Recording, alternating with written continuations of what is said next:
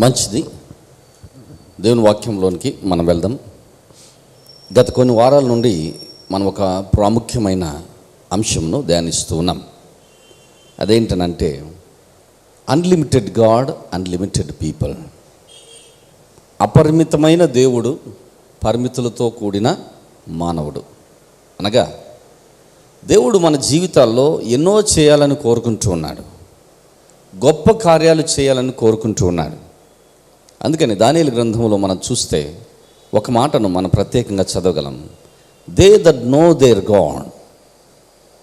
ఎందరైతే యెహోవాను తమ దేవునిగా ఎరిగి ఉందరో వారు బలము కలిగి గొప్ప కార్యములు సాధించెదరు, చేయెదరు. బైబిల్లో చదవగలం. దేవుని ఎరిగి ఉన్నాము అని అంటే గొప్ప కార్యాలను మనం సాధించగలం. కానీ ఈ దినాల్లో క్రైస్తవ్యము, దేవుని నమ్మిన బిడ్డలు గొప్ప కార్యాలను పొందలేకపోతున్నారు. దేవుడు ఎంతనో మనల్ని ఆశీర్వదించాలని కోరుకుంటున్నాడు. గమనించగలం.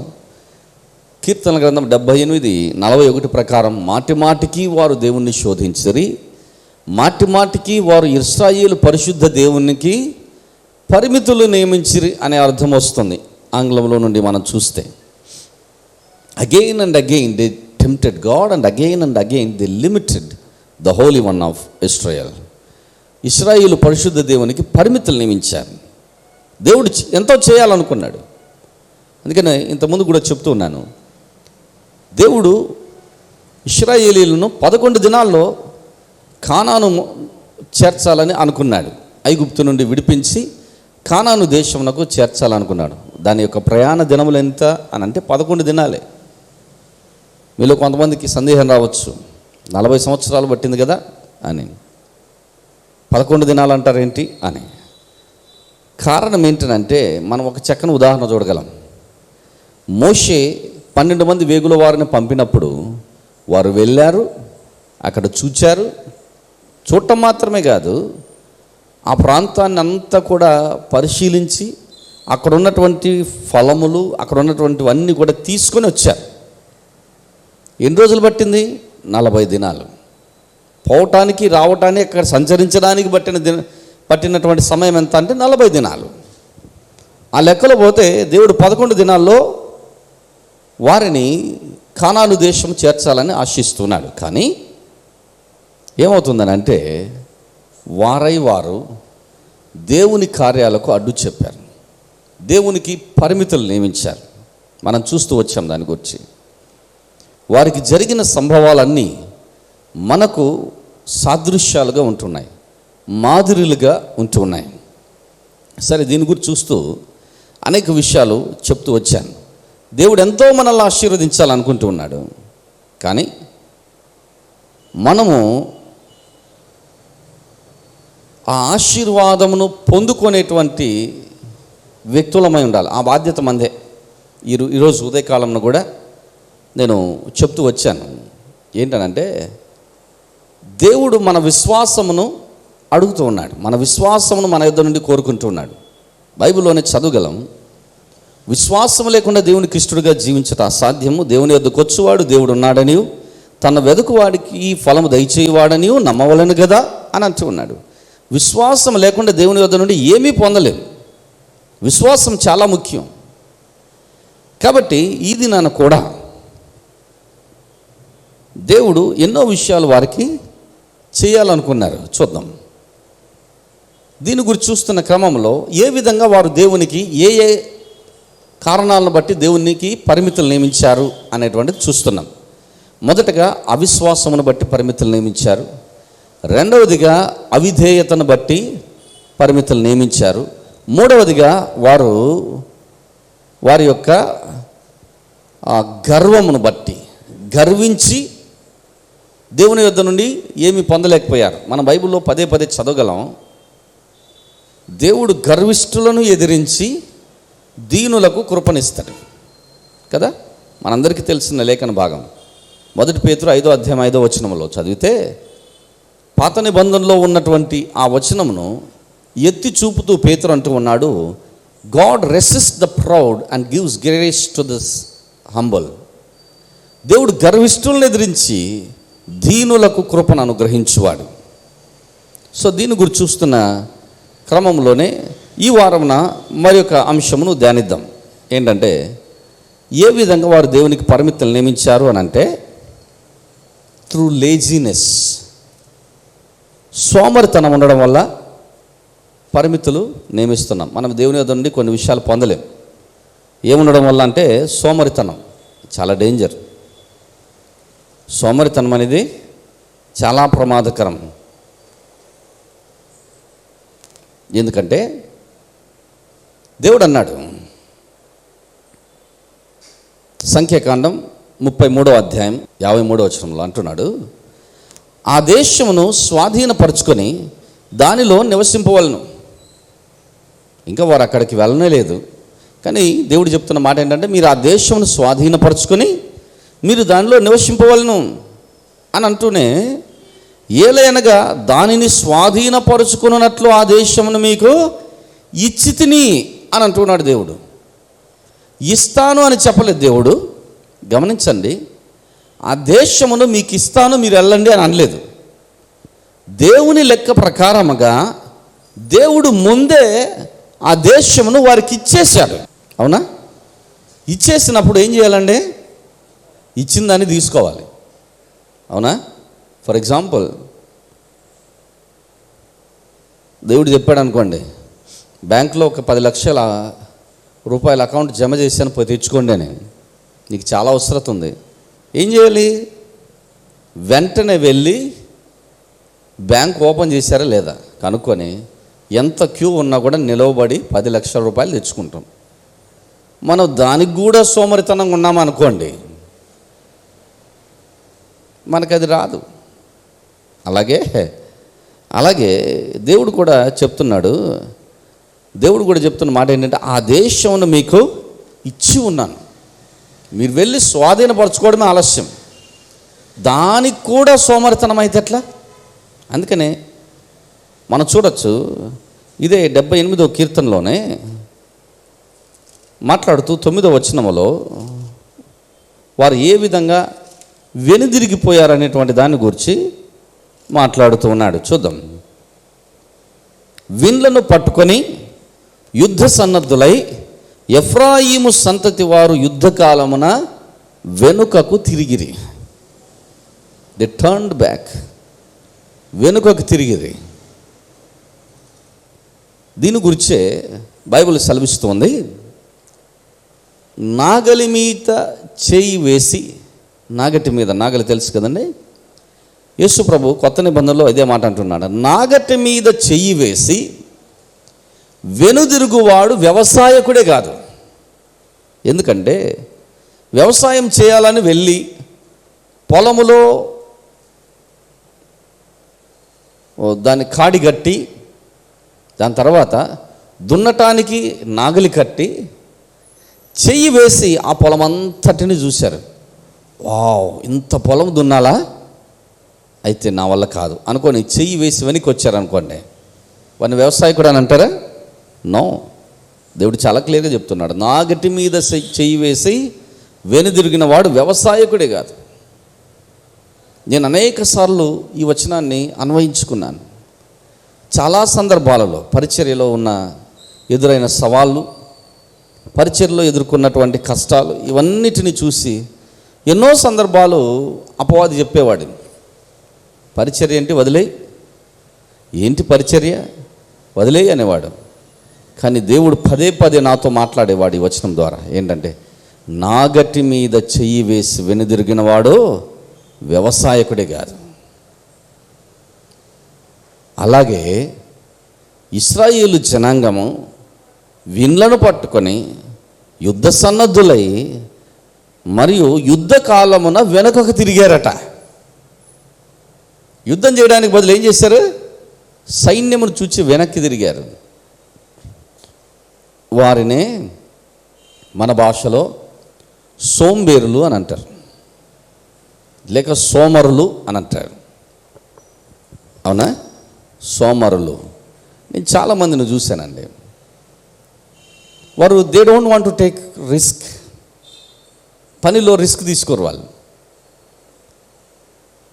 కొంచెం ఎక్కువ రిస్కే కానీ ఎక్కువ లాభం ఎక్కువ రిస్కే, కానీ ప్రతిఫలము ఎక్కువ. కొంతమంది ఎలా ఉంటారంటే ఈజీ చైర్లో కూర్చొని అన్నీ ఈజీగా రావాలని చూస్తూ ఉంటారు.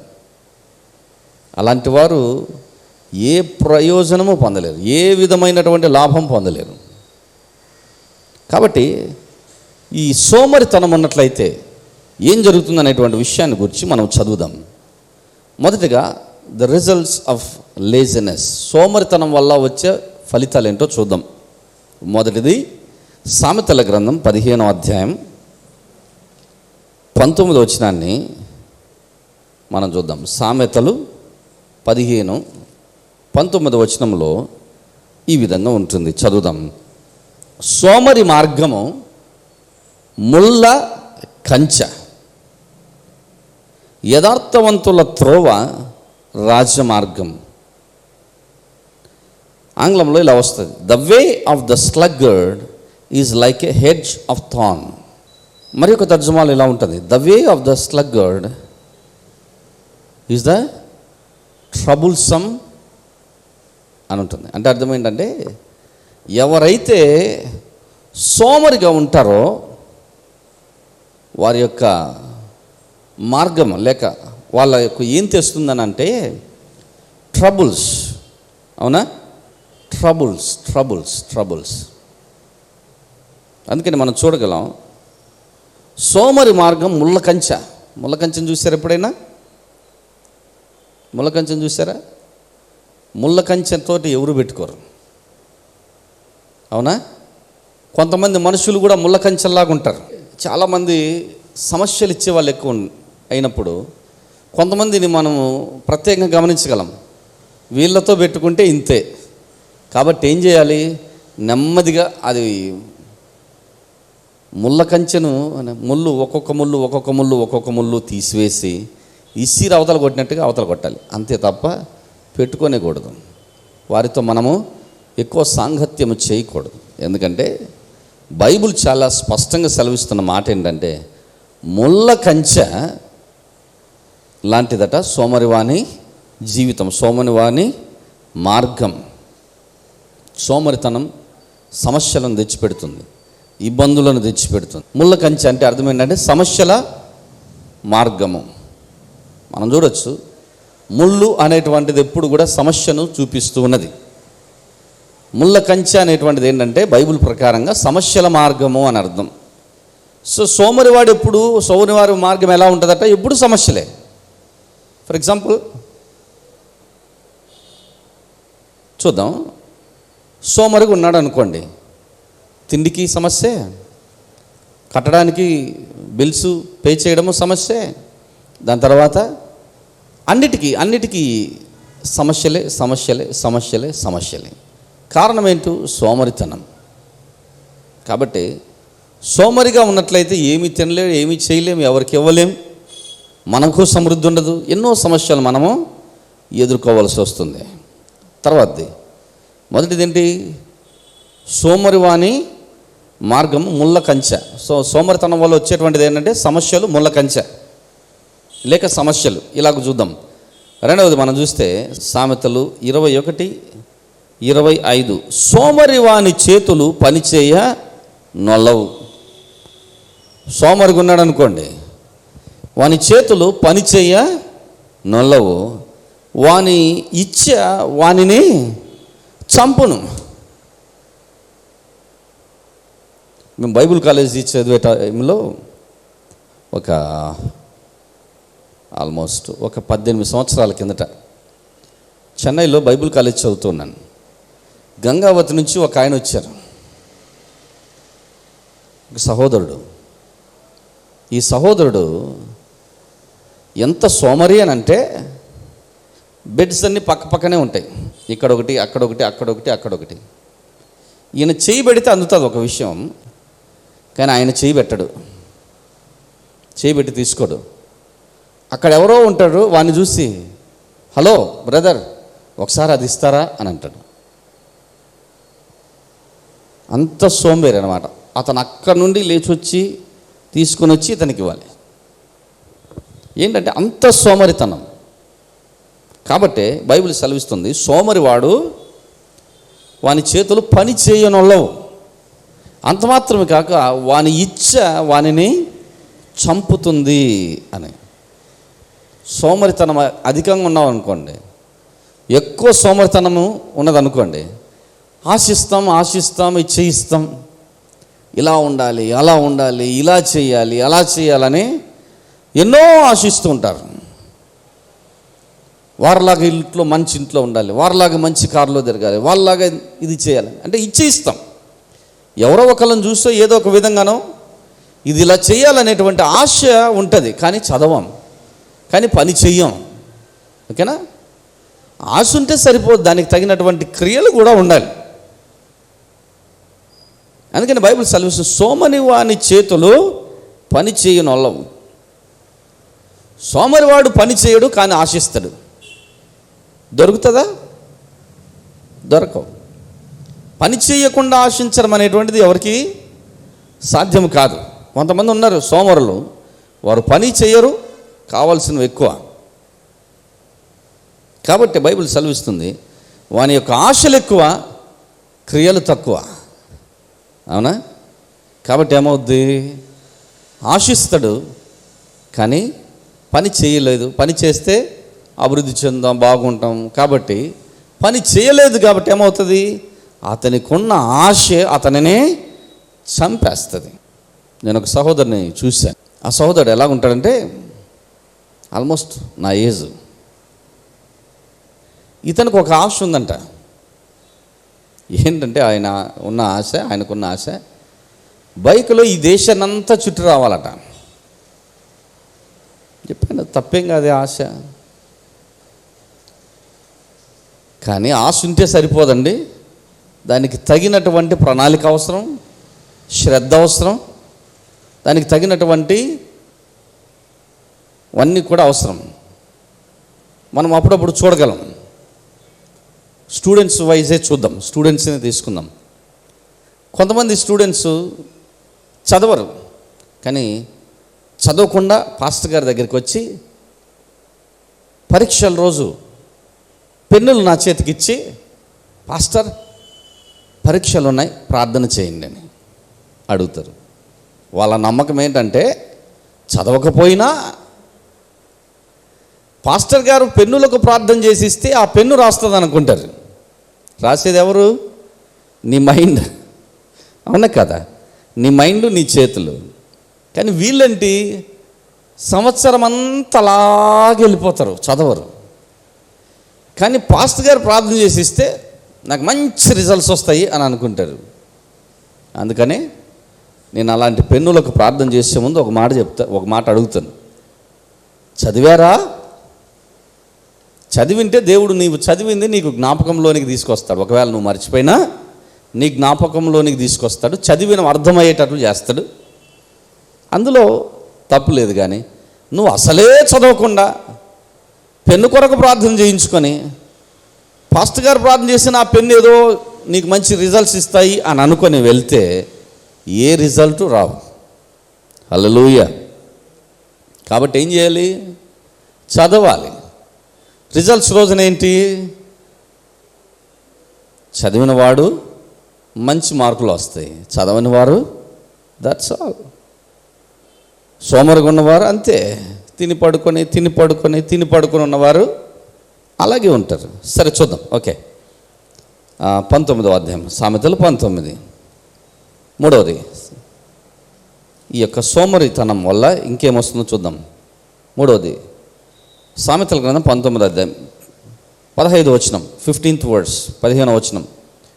సోమరితనము గాఢ నిద్రలో పడివేయును, సోమరివాడు పస్తుపడి ఉండును. 24వ వచనం కూడా. సోమరి పాత్రలో చెయ్యి ముంచునే కానీ తన నోటికి దానిని తిరిగి ఎత్తనైనా ఎత్తడు. ఓకే, అంటే అర్థం ఏంటంటే సోమరితనము గాఢ నిద్రలో పడేస్తుంది. ఎవరైనా పట్టపగలు కూడా గాఢ నిద్రపోతున్నారా? జాగ్రత్త.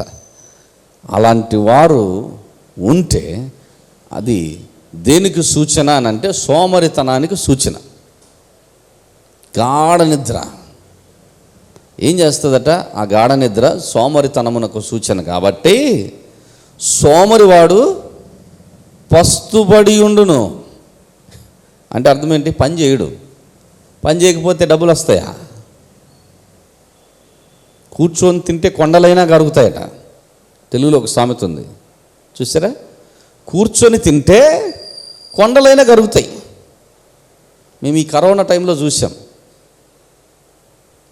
చర్చ్ లేదు, ఏమీ లేదు. అఫ్కోర్స్ దేవుడు పోషించాడు. కొండలైనా కరుగుతాయి అనేటువంటిది చాలా నిదర్శనం.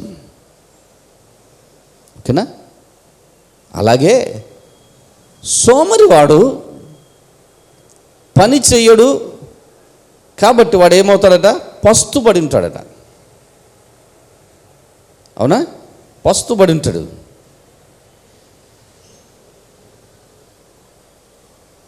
ఎవరికి ఇష్టం ఉండదండి. కాబట్టి కష్టపడి పని చేసేవారు కష్టపడి తింటారు. ఏం పని చేయనటువంటి వారు నాకు బిర్యానీలు కావాలి, దమ్ బిర్యానీలు కావాలి, చిల్లీ చికెన్లు కావాలని అనుకుంటే సాధ్యం కాదు. ఎప్పుడైతే కష్టపడి పని చేస్తారో అప్పుడే ఇవన్నీ వస్తాయి. అందుకని అంటున్నాడు, సోమరివాడు గాఢ నిద్రలో పడవేయిన సోమరితనము, సోమరివాడు పస్తుబడి ఉంటుంది. ఇంకా అంటున్నాడు, పాత్రలో చేయి పెడతాడు కానీ, పాత్రలో చేయి ముంచునే కానీ తన నోటికి దాన్ని తిరిగి ఎత్తనైనా ఎత్తడు. అంటే అర్థమేంటో తెలుసండి? తినటానికి కూడా బద్ధకం కొంతమందికి. ఎంత బద్ధకస్తులు అని అంటే తినటానికి కూడా బద్ధకం. ఇంతటి బద్ధకస్తులను నేను చూశాను. కాబట్టే పెద్దోళ్ళు అయింటారు, పెద్దవాళ్ళే, ఏజ్ వచ్చింటుంది, కానీ తల్లిదండ్రులు తినబెడితే కానీ తినరు. మళ్ళీ ఇంత ఉంటారు. ఏంటి? అంతే, బద్ధకం, సోమరితనం. అవునా? ఎక్కడికి రారు. పరిచర్లో తిరగాలంటే బాధ. అప్పట్లో నాతో పాటు ఒక అబ్బాయి వాకింగ్కి వచ్చేవాడు, నాతో పాటు ఉండేవాడు. నేను వాకింగ్కి తీసుకెళ్ళేవాడిని మార్నింగ్ అవర్స్లో. వాకింగ్కి తీసుకెళ్తే ఒక 10 రౌండ్స్ అన్నా వేయవయ్యా అన్న. ఒక్క రౌండ్కి అలసిపోయి పోయి కూర్చుంటాడు. మళ్ళీ మనిషి ఎంత ఉంటాడు? ఎంత ఉంటాడు? కొంచెం నడువు బాబు అని అంటే నడవడు. నడవకుండా సన్నబడాలట. నేను ఒకటి చెప్పాను, నడవకుండా సన్నబడడానికి ఒకటే మార్గం, తినకుండా ఉంటే సరిపోద్ది. అది కావాలి, ఇది చేయటం ఎలా ఉంటుంది? అంతే. అందుకని అలాంటి వాడు తన యొక్క పాత్రలో చెయ్యి వేస్తాడు కానీ దానిని పైకి ఎత్తడు. అంటే దానికి కూడా బద్ధకం వేస్తుంది, సోమరితనం. 4th వన్, సామెతలు 22:13. సోమరి ఏం చేస్తాడట? బయట సింహం ఉన్నది, వీధుల్లో నేను చంపబడుదును అని అంటాడు. ఎవరంటారంటే ఈ మాటలు? సోమరి. ఎప్పుడైనా ఎక్స్క్యూజులు చెప్పేవాళ్ళు చూసారా? ఎప్పుడైనా సాకులు చెప్పేవారని ఎప్పుడైనా చూసారా? నేను చూశాను.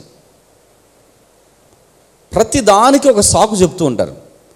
ఎందుకు వెళ్ళలేదు అని అన్నాం అనుకోండి, ఎందుకు డ్యూటీకి రాలేదన్నాం అనుకోండి, ఎందుకు పరీక్షలకు రాలేదన్నాం అనుకోండి, ఎందుకు ఇది చేయలేదు అన్నాం అనుకోండి, వెంటనే ఏమంటారు? ఏదో ఒక సాకు చెప్తూ తప్పించుకోవడానికి ప్రయత్నం చేస్తారు. నిజంగా వాళ్ళు రావాలనుకుంటే రాగలరు, కానీ ఏదో ఒక సాకులు చెప్పేటువంటి వారు. వీడు ఏమని సాకు చెప్తున్నాడట అని అంటే, బయట సింహం ఉన్నదండి, వెళ్తే చంపేస్తుంది కాబట్టి నేను రాను. చూసారా? సోమరితనం చాలా డేంజర్. సాకులు చెప్పేటువంటి వారు. అందుకనే చెన్నైలో మా వార్డెన్ గారు ఉండేవారు. ఆయన ఒక వ్యక్తిని పిలిచి ఇలా అడుగుతాడు, వెళ్ళి పలానా వ్యక్తిని పిలుచుకురా అని అంటాడు. అంటే వాడు వెళ్ళి పిలుచుకురావాల్సిందే. ఆ క్యాంపస్లో ఎక్కడున్నా వెతికి పిలుచుకురావాలి. ఒకవేళ ఊరికి అలాగ వెళ్ళి వాళ్ళ రూమ్లోకి వెళ్ళి అలాగ చూసి లేడు సార్ అన్నారు అనుకోండి, ఏమంటాడు తెలుసా? ఎతికి ఎక్కడున్నా నువ్వు పిలుచుకుని రా, ఎతికి తీసుకురా అని అంటాడు. లేడు అనే మాట అని నా దగ్గర రాకూడదు. ఆయన దగ్గర సాకులు చెప్పలేం. కారణం ఏంటంటే అంతే. కొంతమంది సోమరులు చూశారండి, ఉన్నట్టుండి తప్పించుకోవడానికి ఏం చెప్తారు తెలుసా?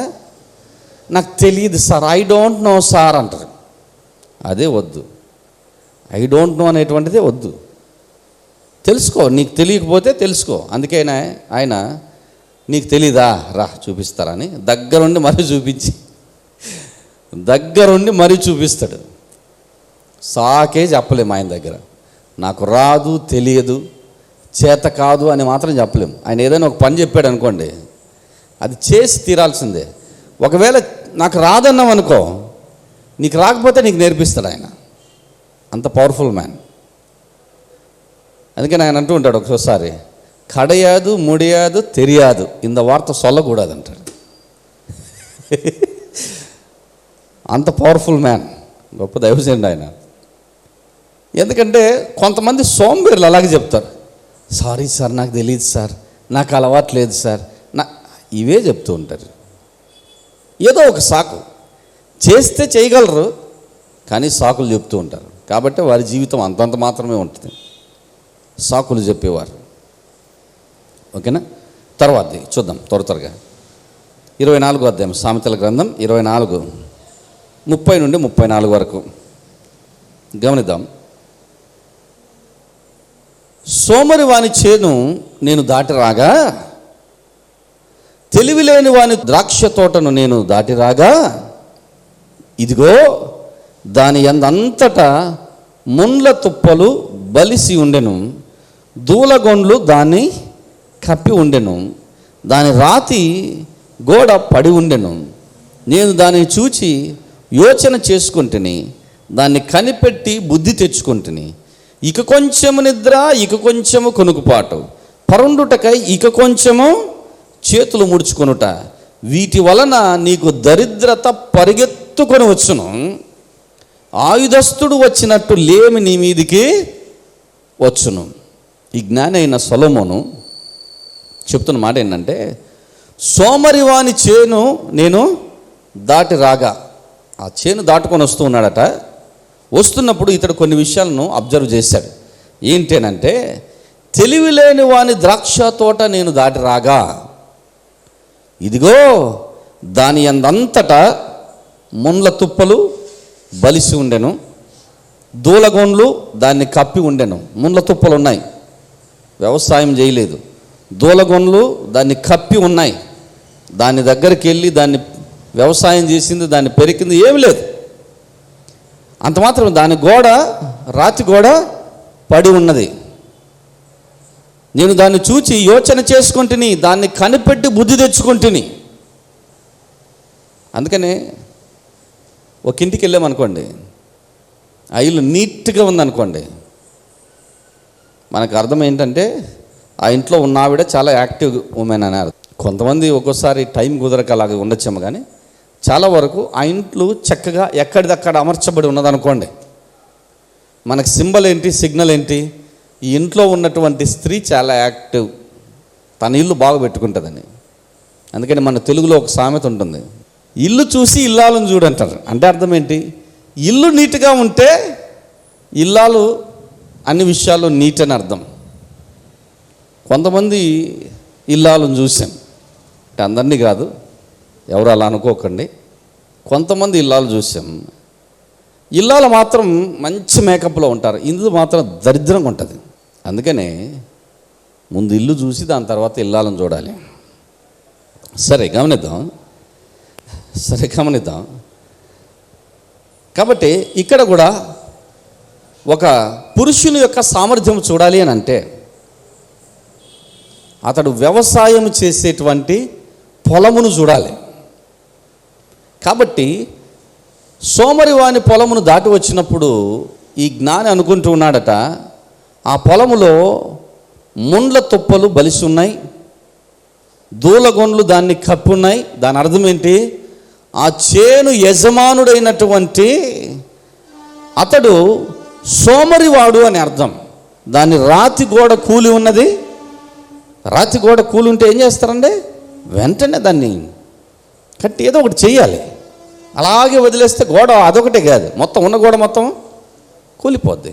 అందుకనే ఒక ఇంటిని చూసినప్పుడు ఇల్లాలు గుణం తెలుస్తుంది. ఒక వ్యవసాయమును, ఒక పొలమును చూసినప్పుడు వ్యవసాయకుని యొక్క గుణం ఏంటో మనం చూడగలం. కాబట్టి ఈ జ్ఞానం అంటున్నాడు, నేను దానిని దాటుకుని వచ్చినప్పుడు ఇవన్నీ గమనించాను. దాని రాతి కూడా పడి ఉండెను, నేను దానిని చూచి యోచన చేసుకుంటేని. అతడు ఆలోచిస్తూ ఉన్నాడట, దాన్ని కనిపెట్టి బుద్ధి తెచ్చుకుంటుని. అవునా? చాలా ముఖ్యం. కొంతమందిని చూసారా, ఇల్లు బాగానే ఉంటాయి, ఇంట్లో తాగడానికి గ్లాసులో నీళ్ళు ఇచ్చారనుకొని, అందరూ కాదు, చాలామంది బాగానే మేనేజ్ చేస్తున్నారు. కొంతమంది ఇళ్ళలో నీళ్ళు కూడా తాగలేం, నీసు వాసన. ఏం చేస్తాం? అలాగుంటాయి. అలాగే దేవుడు చెప్తున్న మాట ఏంటంటే, ఇక్కడ దానిని చూచి బుద్ధి తెచ్చుకున్నాడు, జ్ఞానము తెచ్చుకున్నాడు, యోచన చేసుకుని బుద్ధి తెచ్చుకుంటుని వారు ఏం చేస్తారట, ఇక కొంచెము నిద్ర, ఇక కొంచెము కుణుకుపాటు. వాళ్ళ అలవాటు ఏంటో తెలుసండి, పని ఆడే ఉంటాయి, పొలంలో పని చేయాల్సింది ఉంటుంది. వీడికి బాగా పడుకొని నిద్రపోవాలని ఆశ, ఇంకొంచెంసేపు ఇంకొక 7 గంటలకు పోదాంలే అనుకుంటాడు. 5 గంటలకు పోవాల్సిన పనికి 7 గంటలకు వెళ్దాంలే అనుకుంటాడు. 7 గంటలు అయ్యే సమయానికి మళ్ళీ ఇంకేమనుకుంటాడు, 9 గంటలకు వెళ్దాంలే అనుకుంటాడు. 9 గంటలకు ఈ నిద్ర లేవబుద్ధి కాదు, మరి ఇంకేమనుకుంటాడు, 11 గంటలకు వెళ్దాంలే అనుకుంటాడు. ఇలాగ పోస్ట్ పోన్ చేసి సాయంత్రం వరకు వాడి పరిస్థితి అంతే. అందుకనే అలా అనుకుంటాడంట, ఇక కొంచెము నిద్ర, ఇక కొంచెము కునుకుపాటు, పరుండటకై ఇంక కొంచెము చేతులు ముడుచుకుంటాను. అందుకనే ఈ శ్రద్ధ కలిగి పని చేయడం చాలా ముఖ్యం. చూద్దాం, ఇక కొంచెము ముడుచుకునుట, వీటి వలన ఏమొస్తుంది, దాని వలన ప్రయోజనం ఏంటో మనం గమనిద్దాం. వీటి వలన దారిద్ర్యత నీకు పరిగెత్తుకొని వస్తుంది. మామూలుగా కొంతమందికి ఏదైనా చేయకూడని పని చేస్తే దారిద్ర్యత రావడం ఓకే, సహజం. కానీ ఇలాంటి సోమరి వానికి దరిద్రత ఎట్లా వస్తుందండి? దరిద్రత పరిగెత్తుకొని వస్తుంది. మామూలు కూడా నడుచుకుంటూ కూడా కాదు, ప్రాక్కుంటూ కూడా కాదు, పరిగెత్తుకుంటూ వస్తుంది. అంటే అర్థం ఏంటో తెలుసా? ఏమీ చేయకుండా పడుకొని నిద్రపోయి సోమరిగా ఉన్నాం అనుకో, నువ్వేం చెప్పాల్సిన పని లేదు. నీ భవిష్యత్తు ఏంటంటే దరిద్రతలో జీవిస్తాం. Very simple. అవునా? నేను దీన్ని గమనించాను. చాలామంది పరిచర్యలో కూడా, ఓకేనా, పరిచర్యలో కూడా ఇది సత్యమే. కొంతమంది నేను చూశానండి, బైబిల్ చదవరు, వాక్యమును ధ్యానించరు. అవునా? బైబిల్ చదవరు, వాక్యమును ధ్యానించరు, ఏమీ చేయరు. సోమవారం నుండి శనివారం వరకు ఇష్టం వచ్చినట్లు ఉంటారు. వాళ్ళకి ఎలా ఇష్టమైతే అలా చేస్తారు. ఆదివారం మాత్రం నోరు తెరవంగానే దేవుడు గడగడ్డ ప్రసంగము ఇవ్వాలని కోరుకుంటారు. కాబట్టి వారి ప్రసంగం విన్నప్పుడే అర్థమైద్ది వీరు సిద్ధపడి వచ్చారా లేకుంటే సిద్ధపడకుండా వచ్చారా. కాబట్టి వారి జీవితాలు పరిచయాలు అంతంత మాత్రమే ఉంటాయి. కారణం ఏంటంటే శ్రద్ధ కలిగి పని చేయకపోవడం, ఓకేనా, సోమరిగా ఉండటం ఆ విషయంలో. అందుకని అంటున్నాడు, అలాంటి వాటి వలన దరిద్రత పరిగెత్తుకొని వస్తుంది. ఆయుధస్తుడు వచ్చినట్టు లేమి నీ మీదకి వచ్చును. ఆయుధాలు ధరించుకున్న వాడు వస్తాడు చూడు, ఆ టైపులో వస్తుందండి. చూద్దాం మరికొన్ని వచనాలు. సామెతల గ్రంథం 26:13 నుండి. సోమరి దారిలో సింహం ఉన్నదని అనును, వీధిలో సింహం ఉన్నది అని అనును. ఉతక మీద తలుపు తిరుగును, తన పడక మీద సోమరి తిరుగును. ఉతక మీద తలుపు తిరుగుతుంది, పడకలో సోమరి తిరుగుతూ ఉంటాడు. మన భాషలో చెప్పాల్సి వస్తే పైన ఫ్యాన్ తిరుగుతుంటే కింద వాడు పండుకొని తిరుగుతూ ఉంటాడు. 15 వచనం. సోమరి తన పాత్రలో చెయ్యి ముంచును, నోటి వద్దకు దాన్ని తిరిగి ఎత్తుటకు కష్టం అనుకొనును. తినడానికి కూడా కష్టమేనండి. ఇంకా హేతువులు చూపగల 7 కంటే సోమరి తన దృష్టికి తానే జ్ఞానినని అనుకొనును. ఇంకా సోమరి చేసేటువంటి మరొక పని ఏంటంటే ఫాల్స్ థింకింగ్, ఫేక్ థింకింగ్. తన గురించి తాను బాగా నాకేంటండి, నేను బాగానే ఉన్నాను, నాకేంటండి, I'm all right, I'm okay, వాళ్ళకంటే నేను మేలే, వీళ్ళకంటే మేలే, వీళ్ళకంటే మేలే, వీళ్ళకంటే మేలే అని అందరిని చూసుకొని వాళ్ళకంటే నేను కొంచెం బెటర్ కదా, ఐఎమ్ ఆల్ రైట్ అనుకుంటూ ఉంటాడు. ఫేక్ థింకింగ్ అని చెప్పచ్చు, ఫాల్స్ థింకింగ్ అని చెప్పచ్చు. అవునా? ఫాల్స్ థింకింగ్, తప్పుడు తలంపు, తప్పుడు ఆలోచన. అది మంచిది కాదని బైబిల్ సెలవిస్తుంది. వాని దృష్టికి వాడే జ్ఞాని అనుకుంటాడు, కానీ మూర్ఖుడే సోమరి కానీ జ్ఞానం అనుకుంటాడు. కారణం ఏంటంటే అతని సోమరితనం అతన్ని అలా అనుకునేటట్లు చేస్తుంది. లేకుంటే అది అలా అనుకోకపోతే బతకలేడు కదా, కాబట్టి అలాగ అనుకుంటారు. కాబట్టి బైబిల్ సెలవిస్తుంది, మత్తయి సువార్త 25వ అధ్యాయం 26వ వచనంలో మనం చూస్తే ఒక విషయాన్ని గమనించగలం. యేసు ఒక ఉపమానం చెప్తూ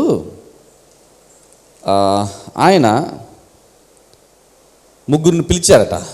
మొదటి వానికి 5 తలాంతులు ఇచ్చి, రెండో వానికి 2 తలాంతులు ఇచ్చి, మూడో వానికి 1 తలాంతు ఇచ్చి దేశాంతరం వెళ్ళిపోయాడు. తిరిగి వచ్చి లెక్క చూస్తూ ఉన్నాడు. ఎవడేం సంపాదించాడు అని లెక్క చూసినప్పుడు 5 తలాంతులు కలిగిన వాడు 5కు మరి 5 సంపాదించాడు. 2 తలాంతులు కలిగిన వాడు 2కు మరలా 2 సంపాదించాడు. ఈ 1 తలాంతు కలిగిన వాడు ఏం చేశాడట? తీసుకెళ్ళి భూమిలో బాధ పెట్టాడు. ఎందుకు వచ్చిన బాధరా బాబు మనకి? వచ్చినప్పుడు ఆయనకు అప్పగిస్తే పోలే. ఎందుకు risk? Why to take risk? ఎందుకంటే రిస్క్ మనకు అంత అవసరమా అని అనుకుంటారు. ఎప్పుడైతే రిస్క్ చేయడానికి మనం భయపడతామో, ఆ విషయంలో సోమరితనంగా ఉంటామో, దాని అర్థం ఏంటంటే నెక్స్ట్ మనం సోమరులమని అర్థం. దాని గురించి ఆ 1 తలాంతు తీసుకున్న వానిని గూర్చి యజమానుడు ఏమంటున్నాడో చూద్దాం. అందుకు అతని యజమానుడు 1 తలాంతు కలిగిన వానిని చూచి, సోమరివైన చెడ్డ దాసుడా.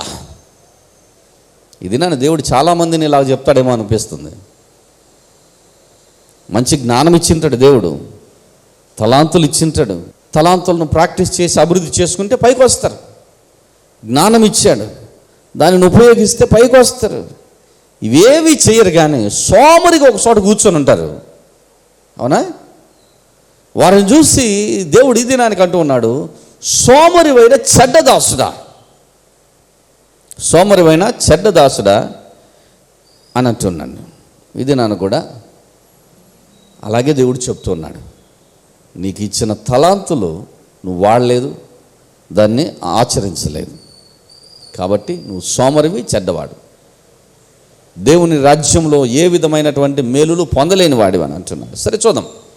తర్వాత మనం 6 ఎగ్జాంపుల్స్ చూసాం సోమరితనం వల్ల వచ్చేటువంటివి. మొదటిది ఏం చేస్తుందనంటే సమస్యలు తెస్తుంది, రెండవది చంపుతుంది, మూడవది దారిద్ర్యంలోనికి తీసుకొస్తుంది, నాలుగవది ఆకలిని కలుగు చేస్తుంది, ఐదవది ఇంకేం చేస్తుందంటే తప్పుడు రకమైనటువంటి కొన్ని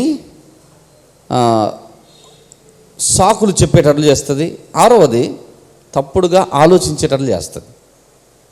ఇది సోమరితనం వల్ల వచ్చేటువంటి ఫలితాలు. పని చేయడం వల్ల వచ్చే ఫలితాలు నేను మీకు చూపిస్తాను. ఓకేనా? చూద్దాం. సామెతల గ్రంథం 10వ అధ్యాయం 4వ వచనం.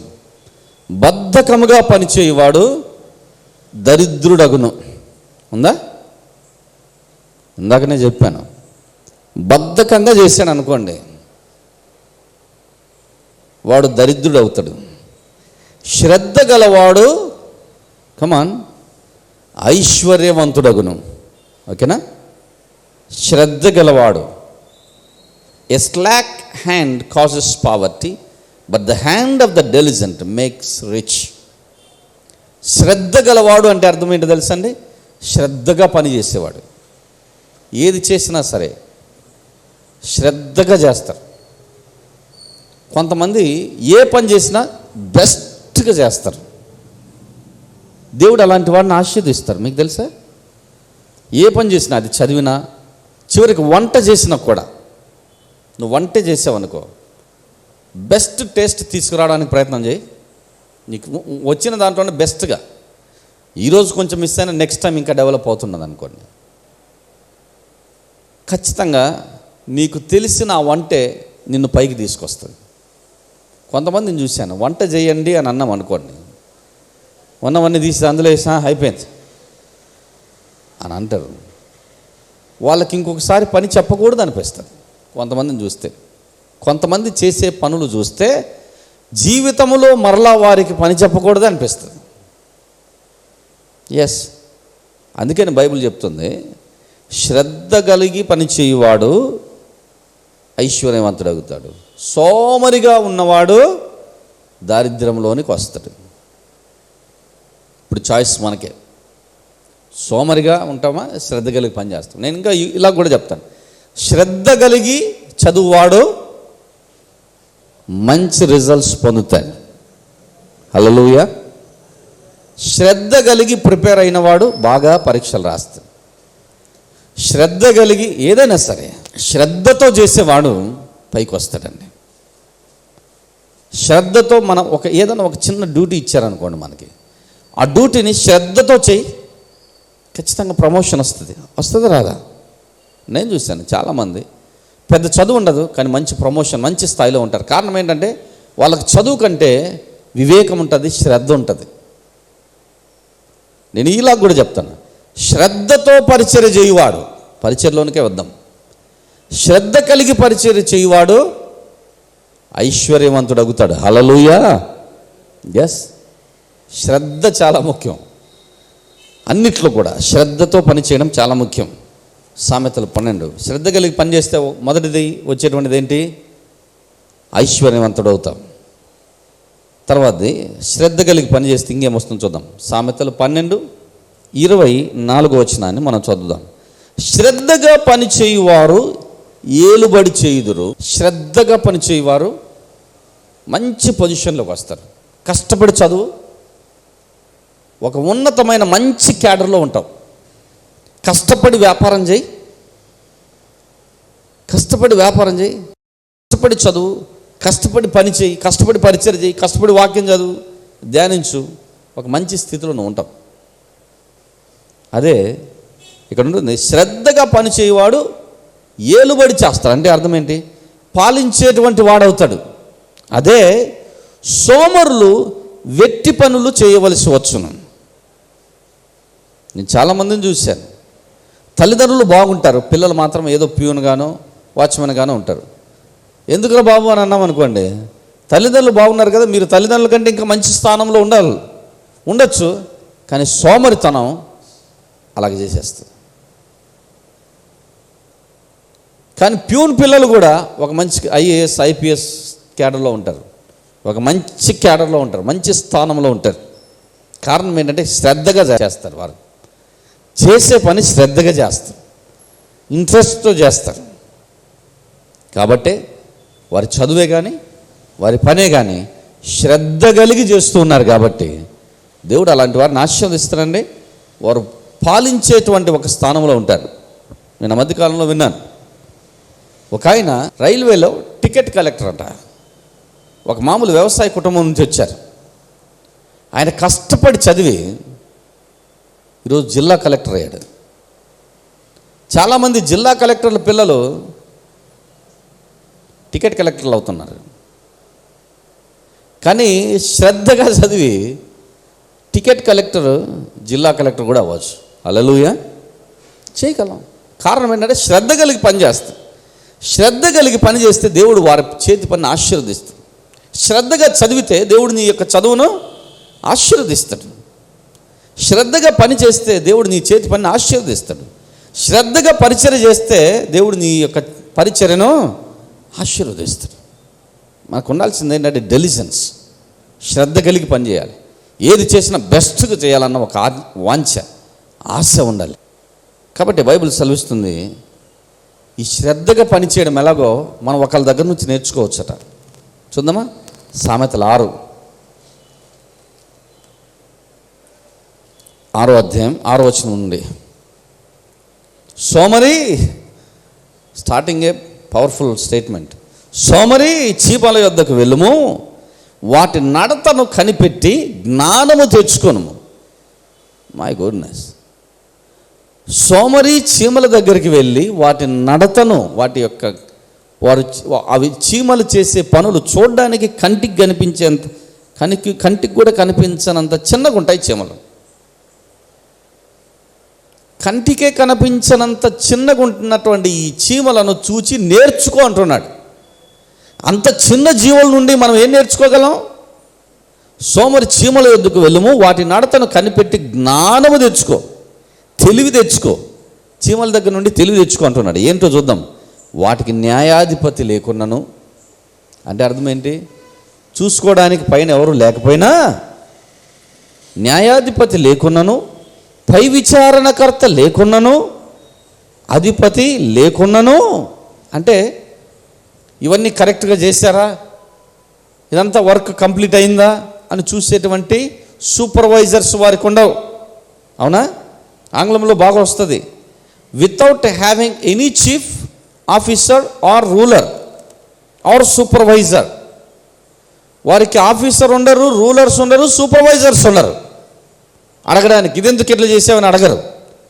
అడగకపోయినా, వాటికి అవి ఏమీ లేకపోయినా, అవి వేసవి కాలమందు ఆహారం సిద్ధపరచుకును, కోతకాలమందు ధాన్యము కూర్చుకును. ఏం చేస్తుంది తెలుసండి? వేసవి కాలం వచ్చేసరికి ఆహారాన్ని సిద్ధం చేసుకుంటే, ఎందుకంటే వర్షాకాలం బయటికి వెళ్ళి తెచ్చుకోలేవు కదా.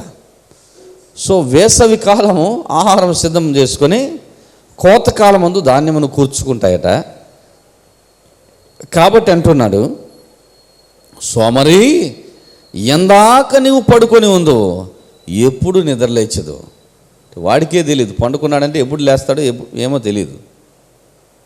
ఆ మధ్యకాలంలో నేను మా ఫ్రెండ్కు ఫోన్ చేశాను, ఉదయం 10 ఆ టైంకు ఫోన్ చేశాను. ఫోన్ చేస్తే వాళ్ళ ఆవిడ ఫోన్ తీసింది, అన్నయ్య పడుకున్నారు అన్నయ్య అని. ఎప్పుడు లేస్తారమ్మా అని అడిగాను. చెప్పలేమన్నయ్య అని. సరే ఫోన్ పెట్టేసాను. కొంతమంది అలాగుంటారు, ఎందాక పడుకొని నువ్వు ఎప్పుడు నిద్ర లేచదు వాళ్ళకే తెలియదు. ఇక కొంచెము నిద్రించేదను, కొంచెము కునికెదనని, కొంచెము సేపు చేతులు ముడుచుకొని పరుండేదనని నీవు అనుకొనుచుందువు. కొంచెం ఒక 5 మినిట్స్ వదిలేయండి అని అనుకుంటారు. అందుచేత నువ్వు అలా అనుకుంటావు కాబట్టే, అలా అనుకొని పడుకొని చేతులు ముడుచుకొని బెడ్షీట్లు కప్పుకొని పడుకుంటున్నావు కాబట్టే 11వ వచనంలో చాలా ముఖ్యమైన మాట చెప్తున్నది. అదేంటంటే, అందుచేత నువ్వు ఇలా సోమరిగా ఉన్నదాన్ని బట్టి దోపిడీగాడు వచ్చునట్లు దారిద్ర్యం నీ యొద్దకు వచ్చును, ఆయుధదారుడు వచ్చునట్లు లేమి నీ యొద్దకు వచ్చును. ఎవరికి? సోమరికి. కానీ కష్టపడి పనిచేసేవాడు అలా ఉండడు. కాబట్టి కొంతమందిని చూడొచ్చు, ఉదయాన్నే లేస్తారు, రైన్ ఆర్ షైన్, గాలి ఏ కాలమైనా సరే, ఎండాకాలం, గాలికాలం, వర్షాకాలం, చలికాలం, కాలం డిఫరెన్స్ లేదు, టైంకి లేస్తారు, సిద్ధపడతారు, పని చేస్తారు, వారి పనులు వారు ముగించుకుంటారు. కారణం ఏంటంటే శ్రద్ధగా పనిచేసేవారు వాళ్ళు బాగుంటారు, ఎప్పుడు బాగుంటారు. శ్రద్ధగా చదివేవారు ఎప్పుడు బాగుంటారు, శ్రద్ధగా పనిచేసేవారు ఎప్పుడు బాగుంటారు, పైవారు ఉంటారు, ఐశ్వర్యవంతులు అవుతారు. కానీ ఇంకొద్దిసేపు, ఇంకొంచెం అనేవారు ఎప్పుడు అలాగే ఉంటారు. తలలోంచి ప్రార్థన చేసుకుందాం. ప్రేమ కలిగిన తండ్రి, మీకు స్తోత్రాలు. యేసు నామములో మరొకసారి మీ సన్నిధిలోనికి వస్తున్నాం. మీ వాక్కు ద్వారా మాతో మాట్లాడారు. సోమరితనం వల్ల ఎన్ని నష్టాలో మాకు చూపించారు. శ్రద్ధ కలిగి పని చేయటం వలన ఎలా దీవించబడతామో మాకు చూపించారు. మీకు వందనాలు, స్తోత్రాలు. దీవించి మహిమ పొంది మీ కృపలో ఆడుకోనని బలపరచమని వచ్చిన ప్రతి బిడ్డను మీ చేతులకు అప్పగిస్తూ మీ నా మహిమార్థం వాడుకోనమని ఘనత మహిమ ప్రభావాలు మీకే చెల్లించుకొనుచు మా ప్రభు ప్రియరక్షకుడైన యేసుక్రీస్తు నామమును బట్టి వేడుకొనుచున్నాము తండ్రి. ఆమేన్.